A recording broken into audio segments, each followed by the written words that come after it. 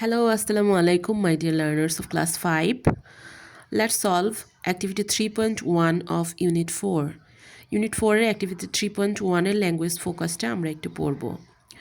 তো এই ল্যাঙ্গুয়েজ ফোকাসে আমরা পেয়েছি হলো আমরা কোথায় কোথায় বড় হাতের বর্ণগুলো ইউজ করব।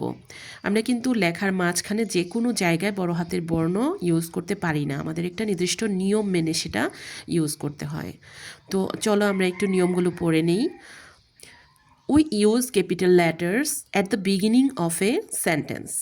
একটি বাক্যের শুরুতে আমরা ক্যাপিটাল লেটার দিয়ে শুরু করব। আমরা প্রায়ই খাতার মধ্যে লেখায় পাই যে এই যে লাইনটা লিখেছে এতে তোমরা বোঝো যে প্রত্যেক লাইনের শুরুতে, আসলে কিন্তু প্রত্যেক লাইনের শুরুতে না, আমরা 3টা বিরাম চিহ্ন পাই, যেটা হলো ফুল স্টপ, প্রশ্নবোধক চিহ্ন এবং আবেগ চিহ্ন।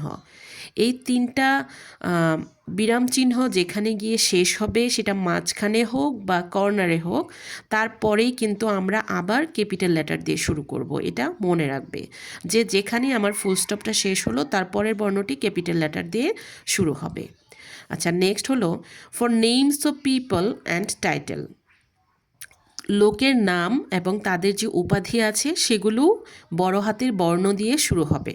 এক্ষেত্রে তোমাদের যে ভুলটা হয় সেটা হচ্ছে একটা নামের যদি কয়েকটি অংশ থাকে তখন তোমরা শুধু প্রথম অংশটার পূর্বেই ক্যাপিটাল লেটার দিয়ে শুরু করো, আর বাকি অংশগুলো কিন্তু তোমরা স্মল লেটার দিয়ে দাও।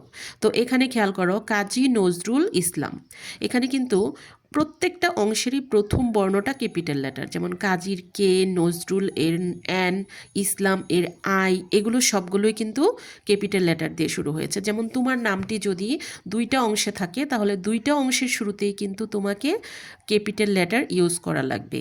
এরপর দেখো রেবেল পোয়েট, এটা হলো তার একটা উপাধি, সে একজন বিদ্রোহী কবি।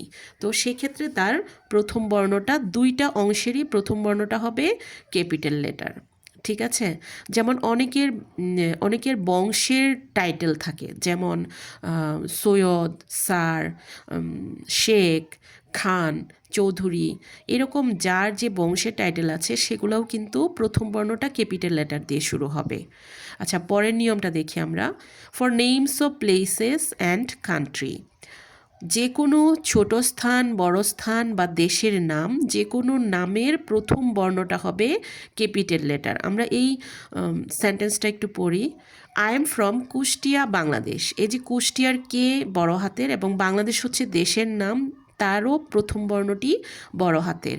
তো আমরা এই যে কুষ্টিয়া আছে, এই কুষ্টিয়ার ভেতরে যত ছোট ছোট স্থান আছে তার সব স্থানেরই কিন্তু নামের প্রথম বর্ণটা ক্যাপিটাল লেটার হবে। যেমন তুমি যে এলাকায় থাকো তোমার এলাকার নামের প্রথম বর্ণটাও কিন্তু ক্যাপিটাল লেটার হবে, অর্থাৎ ছোট হোক বড় হোক যে কোনো স্থানের নামের প্রথম বর্ণটা ক্যাপিটাল লেটার হবে।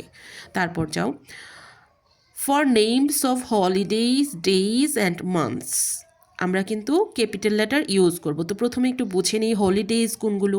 হলিডেজ হলো এই যেই দিনগুলোতে তোমাদের স্কুল বন্ধ থাকে, যেমন ভিক্টরি ডে, যদিও এই সময় অ্যাক্টিভিটি থাকে কিন্তু এগুলো আসলে আমাদের হলিডেজ।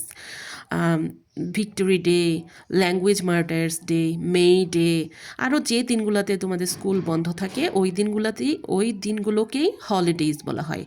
এই নামগুলোর প্রথম বর্ণও কিন্তু ক্যাপিটাল লেটার দিয়ে শুরু হবে। ডেইজ হচ্ছে সপ্তাহের যে কোনো দিন, যেমন স্যাটারডে, সানডে, মানডে, টিউসডে, এই সবগুলো দিনেরই প্রথম বর্ণ কিন্তু ক্যাপিটাল লেটার দিয়ে শুরু হবে। মান্থস হলো জানুয়ারি টু ডিসেম্বর, প্রত্যেকটা মাসেরই প্রথম বর্ণটা ক্যাপিটাল লেটার হবে। চলো আমরা এই বাক্যটি একটু পড়ি। I was born on Saturday 12 July 2014। এখানে দেখো স্যাটারডে প্রথম বর্ণ ক্যাপিটাল লেটার, জুলাইয়ের প্রথম বর্ণ ক্যাপিটাল লেটার। তো এরকম বারের নাম এবং মাসের নামের প্রথম বর্ণটি ক্যাপিটাল লেটার হবে। লাস্ট হচ্ছে for the pronoun I. I যখন আমি হিসাবে বসবে, সেটা বাক্যের যে কোনো স্থানেই বসুক তখন কিন্তু তার ক্যাপিটাল লেটার হবে। আবার আই যখন সেন্টেন্সের শুরুতে বসবে কোনো একটা শব্দের অংশ হিসাবে, তখনও সে ক্যাপিটাল লেটার বসবে। আর সিঙ্গেল আই বলতে যখন আমি বোঝাবে তখন সেখানে ক্যাপিটাল লেটার হবে।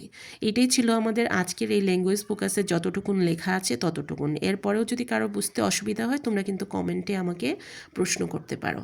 Thanks for watching. Thank you.